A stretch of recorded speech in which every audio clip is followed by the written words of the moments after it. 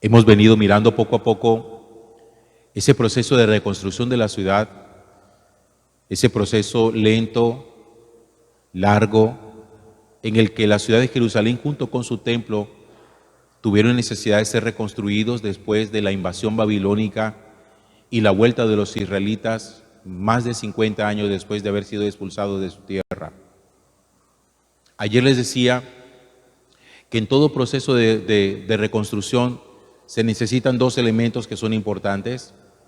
El elemento social, que le permite a uno poder edificar sólidamente y materialmente las cosas, pero también el elemento espiritual, que es el que subyace, que es el que sostiene todo lo demás y que le permite a uno poder descubrir que todo lo que construye, la casa que construye, la construye sobre roca firme que es el Señor.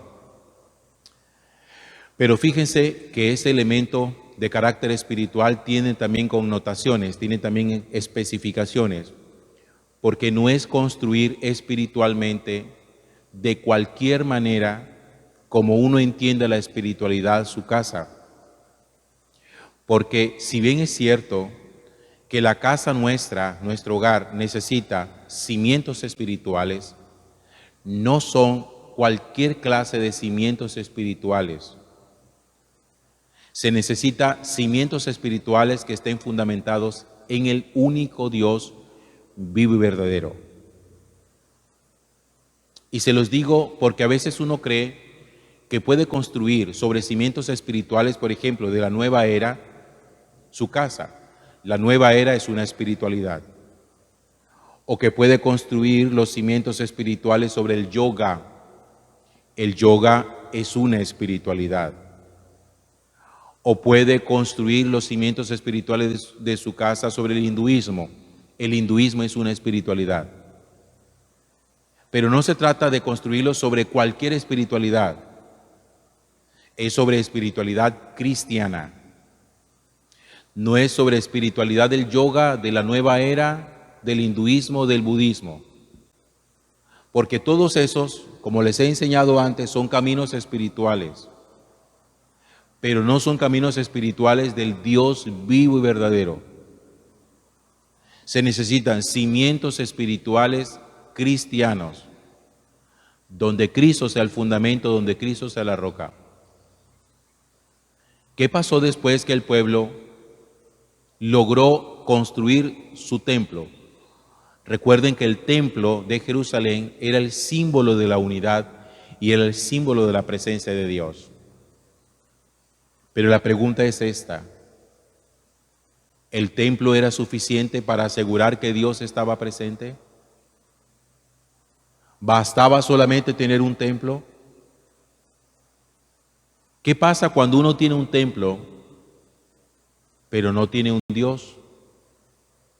Porque hay templos sin Dios. Entonces, el pueblo, después del proceso de reconstrucción de su templo, necesitaba algo más. Había puesto cimientos espirituales a su nación, pero necesitaba también a un Dios vivo y verdadero que se comunicara con ellos y que le hablara a ellos. ¿Dónde estaba ese Dios? ¿Cómo se manifestaba ese Dios? ¿De qué manera hablaba ese Dios? Lo hacía a través de la Sagrada Escritura, a través de la ley de Moisés y de los profetas, lo que nosotros conocemos hoy como el Antiguo Testamento. Ahora el pueblo empieza el proceso de recuperación de los textos bíblicos que durante mucho tiempo estuvieron perdidos o estuvieron escondidos. Habían estado en Persia, desterrados. Ciro les permite regresar, vienen a Jerusalén, reconstruyen la ciudad, reconstruyen el templo, pero todavía falta camino por recorrer. Ya tenemos un templo, ahora necesitamos tener la seguridad de que Dios nos habla. Y en esa tarea se pusieron Esdras y Nehemías de recuperar los textos bíblicos, los textos de la Sagrada Escritura existente en ese momento, para volvérselos a traer al pueblo, leérselos y explicárselos. Es decir, hasta ese instante el pueblo era un pueblo con templo, pero sin escrituras, sin Biblia.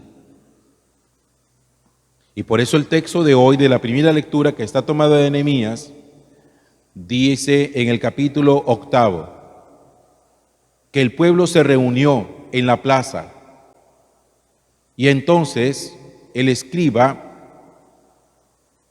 le pidieron que trajese el libro de la ley de Moisés, el libro de la ley de Moisés, la Sagrada Escritura. Imagínense ustedes, en la plaza del pueblo estaba, en la plaza de la ciudad estaba el pueblo reunido y le dicen al escriba: ahora tráenos los textos de la palabra de Dios. Y entonces dice que Esdras trajo el libro de la ley ante la comunidad. Leyó el libro en la plaza que está delante de la puerta a hombres y mujeres, y todo el pueblo escuchaba con atención la lectura del libro de la ley. Todo el pueblo escuchaba con atención la palabra de Dios. Ustedes se imaginan cuántos años llevaban ellos sin escuchar la palabra de Dios que estaba escrita. Llevaban muchísimos años, porque esos textos bíblicos estaban perdidos y estaban escondidos por el destierro. Ahora empieza el proceso de recuperación. Como cuando uno ha tenido Biblia en la casa toda la vida, pero nunca la ha tocado. Y un día decide uno abrirla, a ver qué encuentra allí, y se encuentra con algo interesante, novedoso, que nos está hablando, que nos está diciendo algo. Y que por alguna razón, descuido, negligencia, olvido, tuvimos allí un libro escondido, tuvimos un libro guardado, que nunca abrimos sus páginas para que nos instruyera y nos hablara. Eso le pasó al pueblo. Entonces fíjense que el camino espiritual que estaban construyendo no era un camino espiritual cualquiera, era un camino espiritual fundamentado en la Sagrada Escritura. Por eso, cuando una familia quiere hacer un camino espiritual, tiene que entender, descubrir qué clase de camino espiritual quiere hacer. Vamos a caminar espiritualmente. Tiene que identificar qué tipo de espiritualidad le va a meter a su casa, ¿ok? Porque de pronto alguien le viene y le dice a ustedes: miren, para los problemas que ustedes tienen, necesitan un poquito más de relax, necesitan un poquito más de concentración, bajen el estrés. Hagan yoga, métanse en un curso de yoga y verán que con eso muchas cosas se les arreglan. Y la pareja y a lo mejor toda la familia decide meterse en un curso de yoga. Le están metiendo espiritualidad a su casa, pero no es espiritualidad cristiana. La espiritualidad cristiana es aquella que está fundada en la palabra de Dios. El que quiere hacer camino espiritual en Cristo tiene que meterle la palabra de Dios. El pueblo ya tenía su templo, ahora necesitaban la palabra de Dios. Esdras convoca al pueblo, saca el libro de la ley, saca la palabra de Dios y empieza a leérsela al pueblo. Y entonces dice el texto, sigue diciendo: el escriba Esdras se puso en pie sobre una tribuna de madera levantada para la ocasión. Hagan de cuenta como este ambón, pero no de mármol, sino de madera, así como estoy yo hoy delante de ustedes. Abrió el libro, como lo hacemos nosotros todos los días en la escritura, en la Eucaristía. Esdras abrió el libro en presencia de todo el pueblo, de modo que la multitud podía verlo. Al abrirlo, el pueblo entero se puso de pie, como cuando ustedes se ponen de pie cuando uno lee el Evangelio. Esdras bendijo al Señor y el pueblo respondió: amén, amén. Nosotros no respondemos amén, amén, sino que nosotros respondemos: gloria a ti, Señor Jesús, cuando nos dicen palabra del Señor. Y luego dice la Sagrada Escritura, los levitas explicaron la ley al pueblo, como nosotros cuando les explicamos a ustedes los textos leídos. Leyeron la ley de Dios con claridad, explicando su sentido, de modo que entendieran las lecturas. Y entonces Nehemías les dijo después, vayan, coman buenos manjares, no se pongan tristes, el gozo del Señor es su fuerza. Como cuando uno descubre por primera vez la palabra de Dios y uno dice, cómo es de instructiva la Sagrada Escritura, cómo me ha hablado Dios hoy, y sale uno con gozo, sale uno con alegría, porque uno siente que en el texto leído Dios nos ha hablado.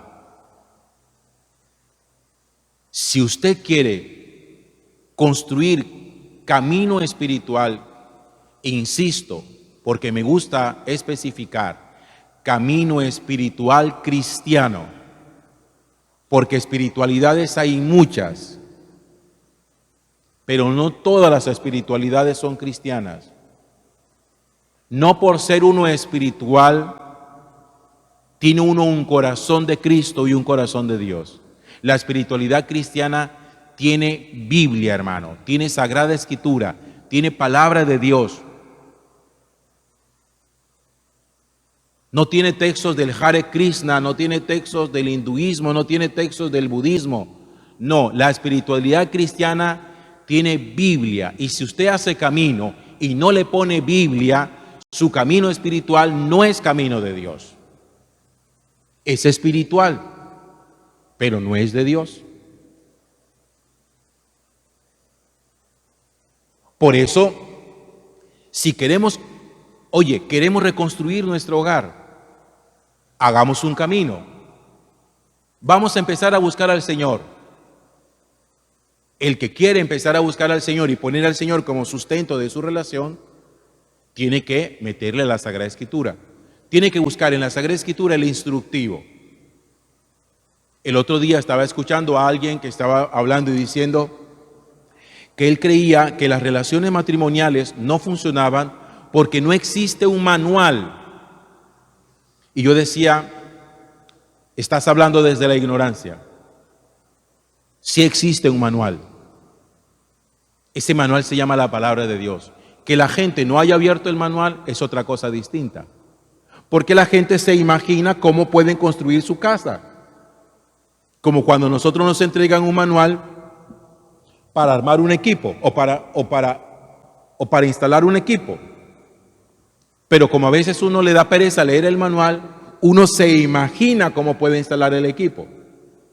Y uno se tira el equipo y perdió la garantía. Es que usted instaló el equipo como no era. Porque hay gente que supone cómo se construye una casa. Lo supone. Y la construye desde la suposición. Y destruye en su casa. Si leyéramos el manual, si leyéramos el instructivo, si leyéramos la palabra de Dios, la palabra de Dios nos enseña a nosotros cómo debe ser un esposo con su esposa y cómo debe ser una esposa con él. La Sagrada Escritura es muy clara y específica en lo que tiene que ver en el proceso de formación de la esponsalidad y de la vida de familia. Hay que leer las Escrituras. Hay que reencontrarse con ella. Hay que desempolvar la Biblia de la biblioteca o de allá del rincón donde la tenemos abierta en el Salmo 91 y empezar a escudriñarla, empezar a leerla, dejarnos instruir por ella. Reencontrarse con la palabra, como el pueblo se reencontró cuando Esdras se la leyó aquel día en la plaza. Y todos se llenaron de gozo. Gloria al Padre, y al Hijo, y al Espíritu Santo, como era en el principio, ahora y siempre, por los siglos de los siglos. Amén.